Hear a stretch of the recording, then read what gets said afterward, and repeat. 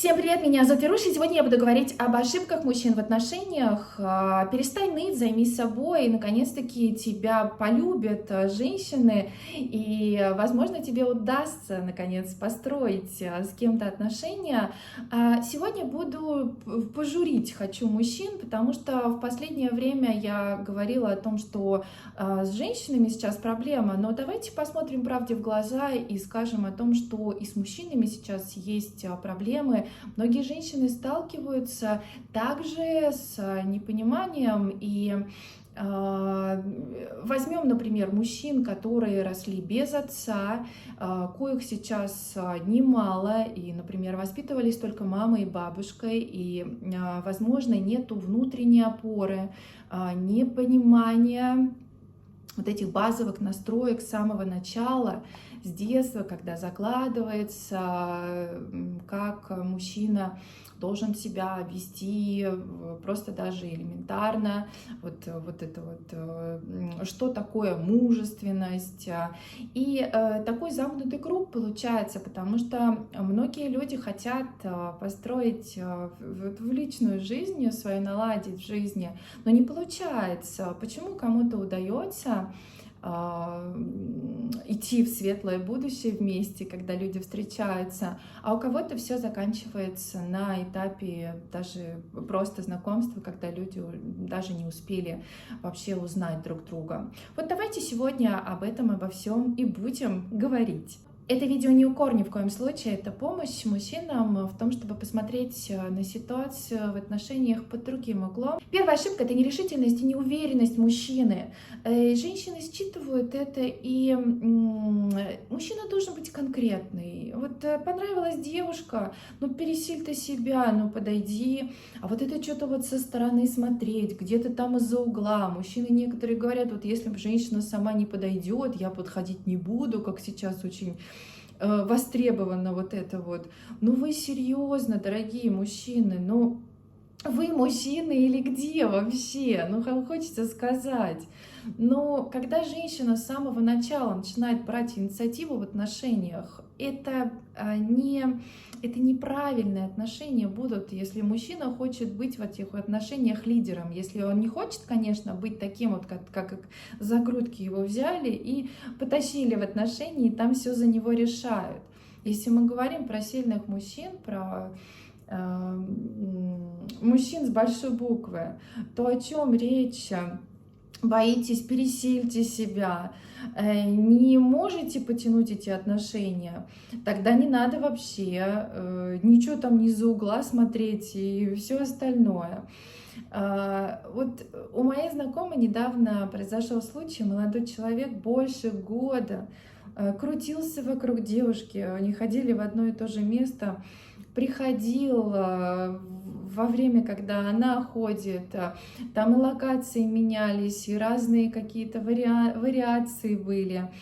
И все он приближался, все потихонечку, и все очень медленно было. И такое все вот превратилось в болото, и все что-то со стороны там смотрелось.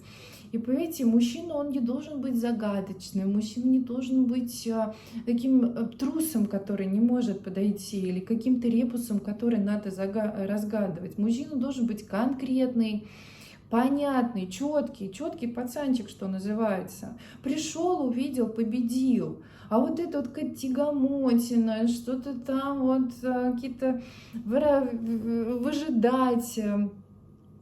Не знаешь, что делать с женщиной, иди развивайся, иди и, не знаю, книжки почитай, как обращаться с женщиной, или все в таком духе, или вообще, ну, оставь ты эту идею,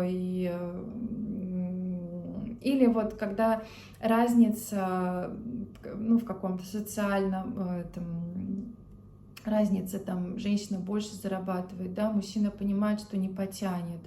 Ну, тогда, возможно, и не надо тогда ничего не начинать. Или надо быть уверенным в том, что ты сможешь дальше. А когда вот мужчина неопределенный, как он дальше будет, как семью создавать-то с такой неопределенностью? То есть, ну, надо смотреть все-таки правде в глаза и понимать, что женщине не хочется неопределенного мужчину. Женщине хочется мужчину, который будет двигать отношения вперед. Ведь именно мужчина должен это делать, потому что мужчину сравнивают с горой в самом начале отношений, когда как будто мужчина в гору забирается с самого начала, потому что все самое яркое и лучшее, оно происходит с самого начала, когда мужчина очень старается, когда люди вообще очень стараются с самого начала, потом уже идет расслабление, и люди уже, ну, уже как бы не так, да. И поэтому, если мужчина с самого начала даже подойти не может к женщине, и о чем вообще дальше говорить? Но вот эта знакомая, она дала шанс, она подумала, что ну ладно, причем она показывала свою симпатию. То есть, ну, это не работает. Не работает, если женщина начинает что-то сама делать, а мужчина как барышня стоит и ждет, что она к нему постоянно должна подходить. Это неправильно, это какое-то мышление женское, в общем, вот этого парня. И, кстати говоря, вот молодые ребята, они сейчас тоже, к сожалению, некоторые такие так думают, что только если женщина подойдет, они и то, и не раз она там должна еще доказать, что он ей понравился. Но на это я могу сказать, что ждите дальше, ждите своего поезда, просто можно не дождаться, и можно увидеть, как девушка, которая вам понравилась, просто выйдет замуж в то время, пока вы на что-то решитесь. Ну, то есть вот эта вот нерешительность, неуверенность, и пришел, увидел, победил, идеальный просто рецепт для того, чтобы действовать. Нужно действовать, вот и все. Вторая проблема — это то, что мужчины, как и женщины тоже, могут выбирать себе неподходящего партнера в жизни. И вот эти ред флаги, звоночки с самого начала не замечают. Например, у женщины было огромное количество отношений, и она свободно об этом рассказывает, или 3 брака, которые были разрушены. И нужно понять, какую ты сам хочешь женщину. Если ты хочешь порядочную, семейную, тогда нужно задавать с самого начала вопросы, какие ценности у женщины, что она хочет. А мы часто, как и женщины, тоже закрывают глаза на все, и потом всякие разные сюрпризы происходят. Нужно пенять на себя. Это был выбор, твой выбор, и ты мог отказаться. Есть, конечно, такой момент бессознательности, когда человек выбирает из толпы определенного, вот, срабатывает какой-то паттерн, который как-то объединяет, да, это не всегда про счастливые какие-то отношения, это иногда просто про работу внутреннюю себя, когда ты видишь что-то в человеке, что-то прям вот такой вот звонок такой, что тебе нужно что-то поменять, и когда человек меняет это, то он уже встречает человека, который подходит для семьи. Но в основном проблема не в том, что там, тебе притянулся человек неподходящий, а проблема в том, что сам ты выбрал такого человека, ты мог от этого отказаться. Следующая проблема, третья, это несоответствие того, какой мужчина есть и какую женщину он хочет встретить. Хочет встретить красотку с милой внешностью, с ухоженной фигурой и все остальное, а сам, например, является инертным, лежащим на диване, без особых целей, там, с животом, лысеющий, мало зарабатывающий. Вот этот критерий мог бы помочь, сейчас он решает, но и этого нету. Да, и, соответственно, вот я не слышала от мужчин, чтобы мужчина говорил, я хочу толстую встретить или серую мышь. или фригидную, например, да. То есть на таких девушек обычно спроса мало. Поэтому все-таки тоже объективно, чтобы не было обид, когда вот мужчина, вот я пытался познакомиться, она не хочет. Ну, неплохо было бы, когда нам что-то надо, мы идем и делаем, чтобы нам получить деньги, мы идем работаем, чтобы нам получить какое-то тело спортивное, мы идем в фитнес-зал и там потеем и трудимся. Для того, чтобы что-то получить, нужно потрудиться, поэтому, чтобы получить красотку, нужно потрудиться и что-то сделать. Для этого, а не просто говорить себе, что я хочу, чтобы меня полюбили таким, какой я есть. Это самый легкий и самый вот просто в топку путь, не подходит. Четвертая проблема, и очень серьезная. Мужчины не идут на диалог и не воспринимают, например, эмоции женские.